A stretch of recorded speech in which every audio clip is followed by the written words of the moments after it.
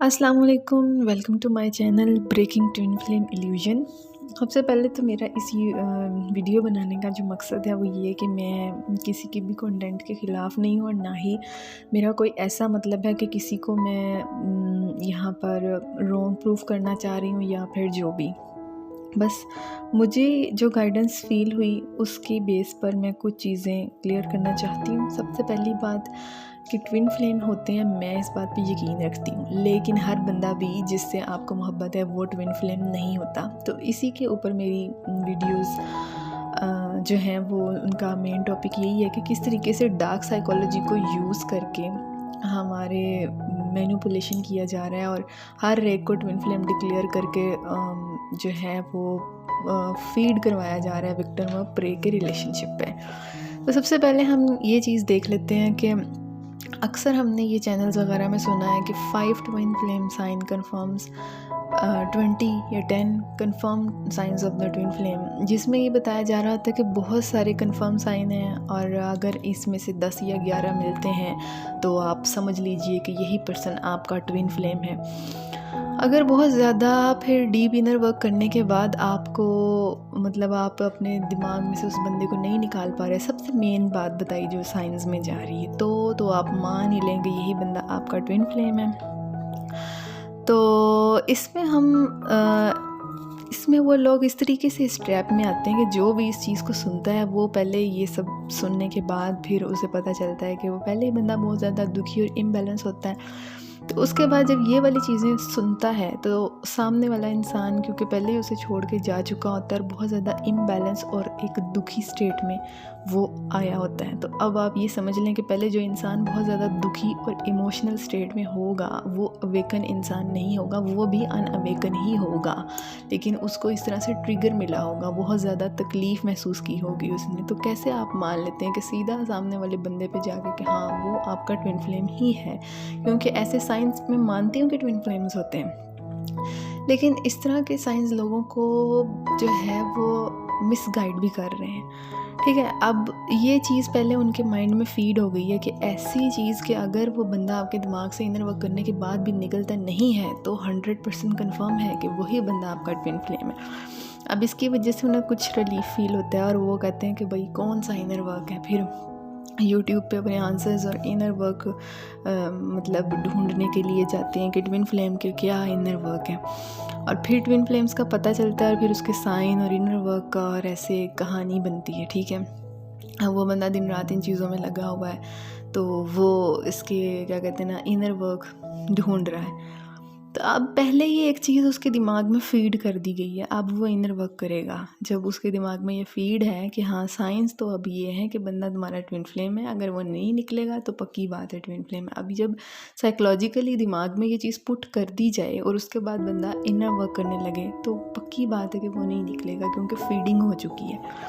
फिर inner work की videos उसे मिल जाती हैं और माइंड इस तरीके से मैनिपुलेट होता है। मैं ये नहीं कह रही कि हर कोच गलत है या सब गलत कर रहे हैं,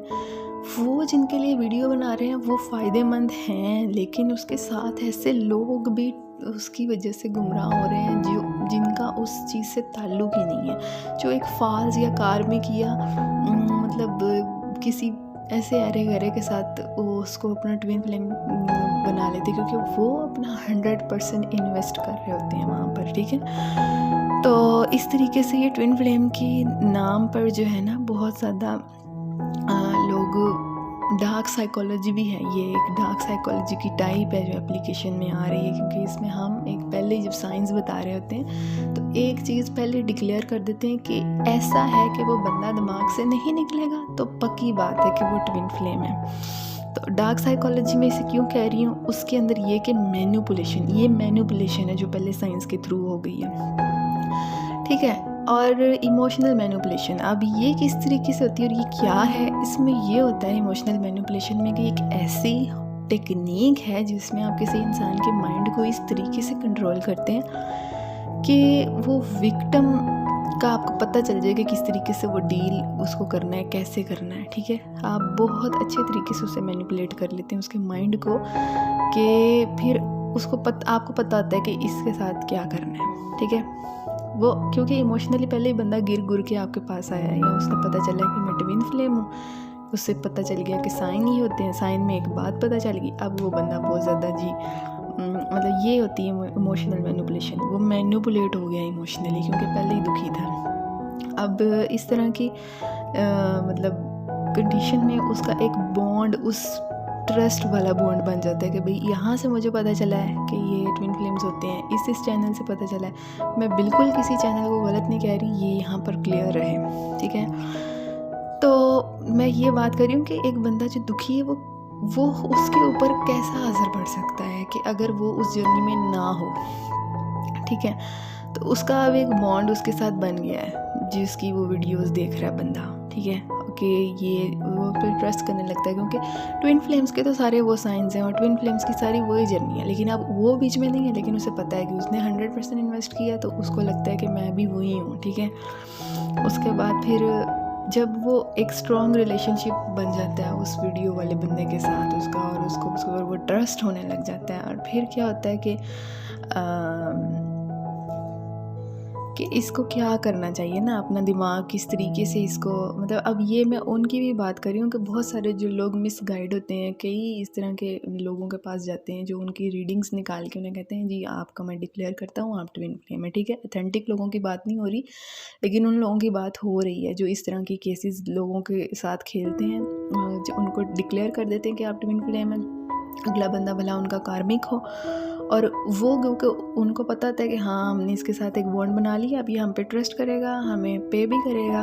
और हम इस तरीके से इसकी एक रीडिंग निकालते हैं, या इसके हम कहते हैं हमने आपकी एनर्जी पिक की तो फिर बता दिया फलाना कि आप जो हैं वो ट्विन फ्लेम है, और वो बंदा असल में होता नहीं है। याद रहे कि मैं सबको नहीं कह रही, ये कुछ लोग हैं जो ऐसा करते हैं, और उसके बाद भी एक मैनिपुलेशन का साइकिल है। अब उनको पता है कि अगर मैंने इसको इस तरह बोला तो ये पहले मतलब इससे तो ये भाग जाएगा बंदा मेरे पास जो है रीडिंग करवानी है जो भी, लेकिन मैं अब ये तरीका करती हूँ क्योंकि ताकि ये फिर ट्विन फ्लेम की जर्नी की वजह से मेरे साथ जो है वो हमेशा कनेक्ट रहेगा, और मैं जो है वो इससे फीड करूँगी, ठीक है। वो होता यही है, ठीक है। कुछ मैनिपुलेटर्स हैं जो इस तरीके से, ये डार्क साइकोलॉजी है, ठीक है, और ये कार्मिक अकाउंट भी है, और कर्मा हमेशा पे बैक करना पड़ता है। और फिर वो बंदा उसको अपना इनर वर्क देता है कि मैं तुम्हें इनर वर्क और वो सब, क्योंकि वो कर रहा था उसे फ़ायदा इसलिए नहीं हो रहा था क्योंकि वो बंदा वो है भी नहीं ना, ठीक है। वो एक अजीब तरह की जिस तरह आजकल के रिलेशंस हैं, क्योंकि वो उसने अपना 100% वहाँ पे इन्वेस्ट किया होता है। तो इस तरीके से कुछ लोग डार्क साइकोलॉजी अप्लाई करते हैं, और वो इस तरीके से दूसरों को जो है ना वो बेवकूफ़ बनाते हैं ट्विन फ्लेम के नाम पर।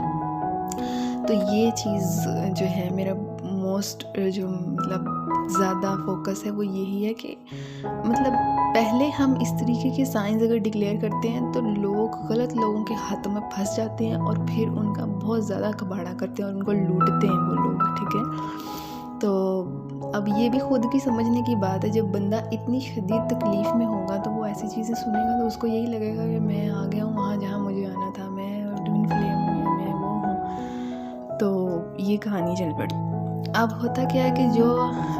इनर वर्क प्रोवाइड किया जाता है ना, इनर वर्क, वैसे भी मैं एक जनरल बात भी कर रही हूँ, ये कुछ लूटने वालों के ख़िलाफ़ भी नहीं है।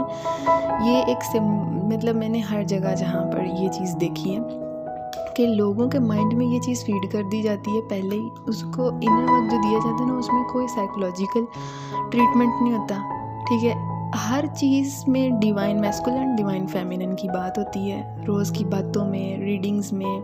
चैनलिंग्स में, और जो इनर वर्क भी प्रोवाइड किया जाता है उसके अंदर भी जो साइकोलॉजिकल ऑपरेशन है दिमाग का वो नहीं किया जाता, ठीक है। वो बस फीडिंग होती है कि ये भी आप बैलेंस हो रहे हैं, डिवाइन मैस्कुलिन आ रहा है, फेमिनिन मतलब जैसा भी इनर वर्क है उसमें ये चीज़ें बहुत हाईलाइटेड हैं, ठीक है। तो जब इस तरह की फीडिंग होगी तो एक बंदा किस तरीके से आप कह सकते हैं कि वो मान ले कि हाँ मतलब उसकी हीलिंग कैसे हो सकती है, वो कितनी अरसे तक इससे जूझता रहेगा। वो अलग बात है, इंसान के लेसन्स होते हैं, उसने सब कुछ सीखना होता है, लेकिन इसकी वजह से कितना नुकसान हो रहा है, क्योंकि मुझे लगता है अगर कोई ट्विन फ्लेम है भी ना तो उसको हर चीज़ की हीलिंग चाहिए, ठीक है। उसे हर तरीके से बैलेंस होना है, मेंटली, इमोशनली, फाइनेंशियली, साइटिकली, ये नहीं होता, और साइकोलॉजिकली भी ये नहीं कि भाई मतलब आपने अब समझ लिया तो आपने लेके ही DMDF को चलना है, ताकि दिमाग से कभी निकले ही ना DM का कॉन्सेप्ट। तो जब निकलेगा ही नहीं तो रूह के साथ भी उसके कोड वैसे ही कनेक्ट होंगे। सारी बात है, पहले दिमाग से कोई चीज़ जाती है, फिर एनर्जी बॉडीज़ तक पहुंचती है, ठीक है। इस तरीके से ये डार्क साइकोलॉजी आई थिंक बहुत ज़्यादा ट्रेंडिंग में है, और बहुत ज़्यादा इसने कई ऐसे लोग हैं जो यूट्यूब की वीडियोस देख के ही अपने आप को ट्विन फ्लेम समझ के खुद ही डिक्लेयर कर लेते हैं, और वो कि जो उनका करंट पार्टनर है वो ट्विन फ्लेम है, तो बहुत बुरी तरीके से इस तरीके से उनका जो है ना वो बहुत बुरा हो रहा है उनके साथ, ठीक है। क्योंकि इसमें ये ही डार्क साइकोलॉजी है ना, क्योंकि जहाँ जाएंगे वहाँ बात ही DMDF की होगी। जब वो बंदा दिमाग से निकालने के लिए ही उसका नहीं होगा कि वो सारे क्वेश्चन उससे रिलेटेड, सारा कुछ उससे रिलेटेड, कोई ऐसी 6 मंथ्स या वो जैसे ट्रीटमेंट्स नहीं होंगे कि इतने टाइम के जो साइकोलॉजिकल ट्रीटमेंट्स हैं जिसकी बेस पे आप किसी के अंदर से उस बंदे को निकालने की कोशिश करते हैं या एनर्जेटिक कोर्स करते हैं, तो तब तक तो ऐसा नहीं होगा ना। जब रोज़ाना की फीडिंग ये होगी, DM है, DF है, या किसी भी तरीके से DMDF घूम के आ जाने, तो फिर यही होगा कि बहुत ज़्यादा लोग जो है ना वो मतलब एक अगर कार्मिक पार्टनर से डील कर रहे हैं किसी भी, तो वो अगर नहीं भी डील कर रहे हैं तो उनकी जर्नी पे ही चल पड़ेंगे, जैसा वो गाइड करती जाएंगी और उन्हें ही समझी जाएंगे फलाना ही हमारा ट्विन फ्लेम है। तो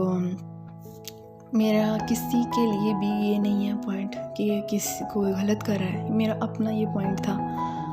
ताकि एक गाइडेंस है, ताकि मैं जितना कुछ कर सकती हूँ वो मैं कर सकूँ। मेरा किसी के ऊपर ऑब्जेक्शन नहीं कि फ़लाना यूट्यूबर या फ़लाना या फ़लानी मैडम है जो इस तरह कर रही हैं, कोई भी गलत नहीं है, हम किसी को जज नहीं करते, लेकिन ये कुछ पॉइंट्स हैं जो बिल्कुल मैं डिस्कस करना चाह रही थी।